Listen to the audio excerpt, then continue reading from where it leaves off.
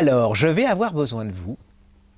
Alors, il y avait une très belle histoire, hein, je vous la raconte encore, des fois qu'il y en a qui soient passés encore à côté. Ce monsieur qui s'appelait Bernard Proulx, qui avait édité et qui a écrit et qui a édité lui-même dans sa petite maison d'édition, puisqu'elle est petite, il n'en a qu'un, qui s'appelle, le bouquin s'appelle Alexis Vasilkov aux éditions de la Brouette. C'était un livre improbable, c'est-à-dire c'est le genre de livre, vous le vendez à vos copains, vous le mettez en librairie, on vous met dans un coin, vous en vendez deux, voilà, parce que vous pouvez pas refuser parce que c'est un client. Et puis, je l'ai lu, le hasard, enfin voilà, c'est devenu, on en a parlé à la télé, vous nous avez aidés, on a demandé votre aide, c'est devenu une aventure extraordinaire et un peu symbolique. Il en a vendu des milliers et des milliers, il a été, le contrat avec les livres de format de poche est signé, donc il va paraître en poche pour le salon du livre de Saint-Maur. Il est invité partout à parler de Maupassant. Ça, c'est sur l'histoire du fils de Maupassant. Hein. Et voilà, c'est devenu culte, hein, ce bouquin. Entre parenthèses, je voudrais dire à certains libraires qu'il existe ce livre parce que je reçois pas mal de mails et lui aussi en disant que ça n'existe pas et qu'il est indisponible. Donc, quand on veut se battre contre Amazon, quand on veut se battre contre plein de gens comme ça qui nous menacent à travers, il faut au moins qu'on ait une différence, sinon ça sert à rien. Hein. Et donc, faites quand même un petit effort. Hein. Même nous, vous envoyez un mail, on vous donnera l'adresse de l'éditeur et il vous l'enverra. Parce que là, il y a des gens qui étaient vraiment pas très contents et qui m'envoyaient des trucs pas très très contents sur les libraires, des gros et des petits, mais surtout des gros que je nommerai pas dans certaines villes du Sud, voilà, pour certains, voilà.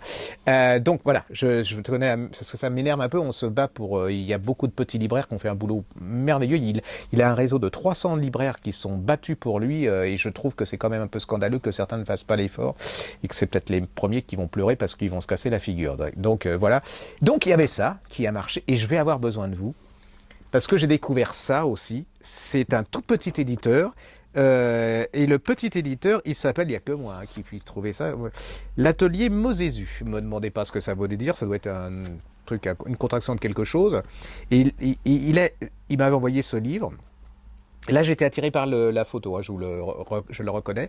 Ça s'appelle Zamor, le nègre républicain de Ludovic Miserolles. Voilà.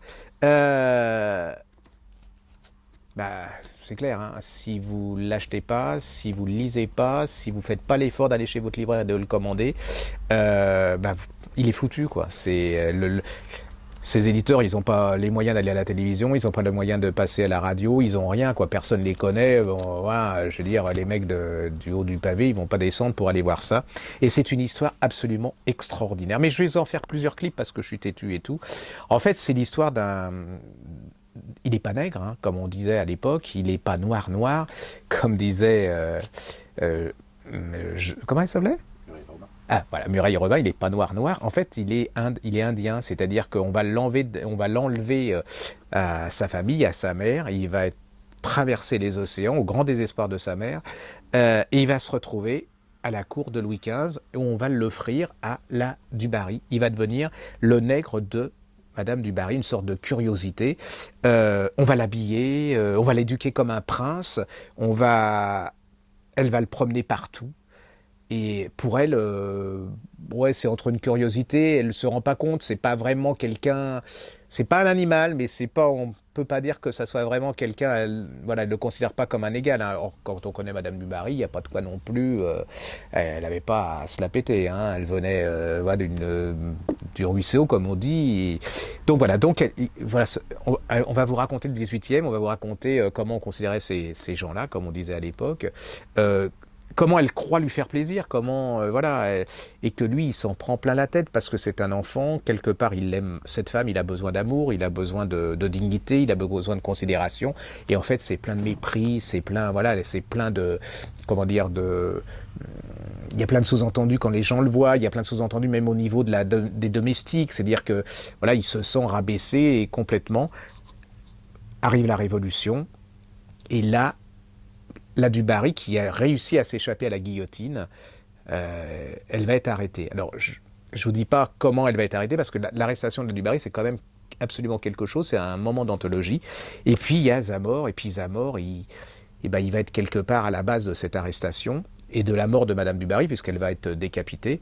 Et c'est l'explication à travers ce personnage elle comprend pas, hein. Ils ont un entretien en lui disant « Mais j'ai tout fait pour toi », et elle comprend pas, cette femme, que il lui en veut, mais vraiment extraordinaire. Je ne vais pas vous raconter toute sa vie parce que c'est un vrai roman.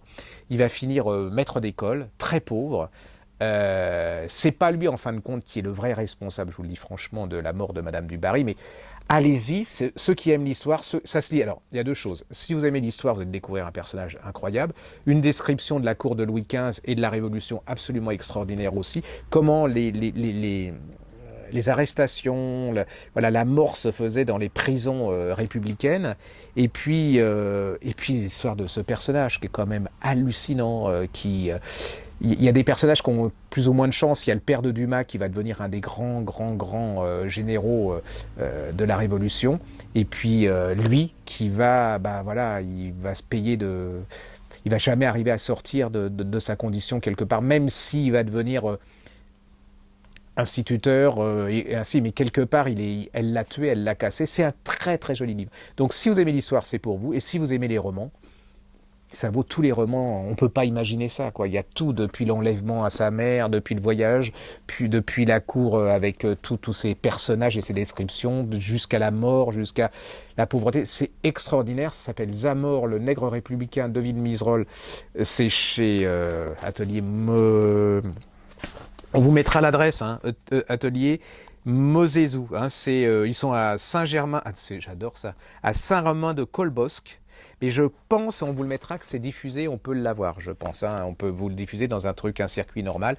Sinon, on vous donnera exactement l'adresse du... Allez-y, on a besoin de vous. Alors, si vous avez aimé Alexis Vassilkov, vous adorerez celui-là. Et il y a une grande différence entre l'un et deux, mais je ne peux pas vous le dire parce que, voilà. Mais voilà. En message privé, je vous le dirai peut-être. Non, je ne suis même pas sûr.